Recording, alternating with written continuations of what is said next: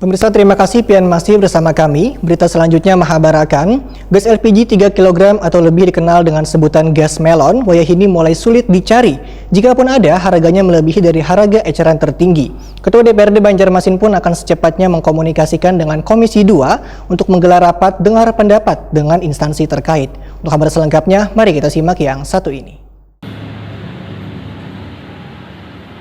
Gas LPG 3 kg atau lebih dikenal dengan sebutan gas melon wahini mulai sulit dicari.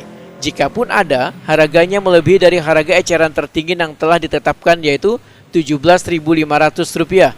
Terkait dengan langkanya gas LPG 3 kg ini, Ketua DPRD Banjarmasin Hari Wijaya Wetakuni Prima TV tengah hari Rabu 17 Februari 2021 mengaku akan secepatnya mengkomunikasikan dengan Komisi 2 untuk bisa menggelar rapat dengar pendapat dengan instansi terkait Nangkai Dinas Perindustrian, Wan Perdagangan, PT Pertamina, Wan Hiswana Migas, sehingga bisa mengetahui sejauh mana penanganan instansi terkait terhadap kelangkaan gas melon ini. Politisi Partai Amanat Nasional ini menduga langkanya gas ini lantaran adanya oknum yang turut mempermainkan harga gas yang dikhususkan untuk warga miskin tersebut. Sehingga Hari Wijaya meminta adanya kebijakan yang tegas agar bisa meminimalisir permainan tersebut namun tetap bersinergi dengan aturan pusat, yaitu dengan menertibkan pemakai gas LPG 3 kg yang benar-benar untuk orang miskin, karena masih ada sebagian warga yang kada miskin turut memakai gas melon tersebut.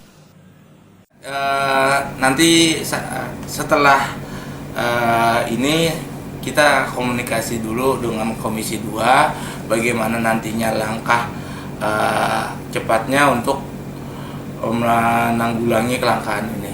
Apakah nantinya Komisi 2 melakukan RDP dengan dinas dinas perindaknya, atau nantinya seperti apa langsung terjun ke lapangan, dan Pertaminanya mungkin segera kita komunikasikan dengan Komisi 2 atau komisi yang terkait. Hari Wijaya juga meminta instansi terkait untuk rutin melakukan operasi pasar gas LPG melon di seluruh wilayah Banjarmasin.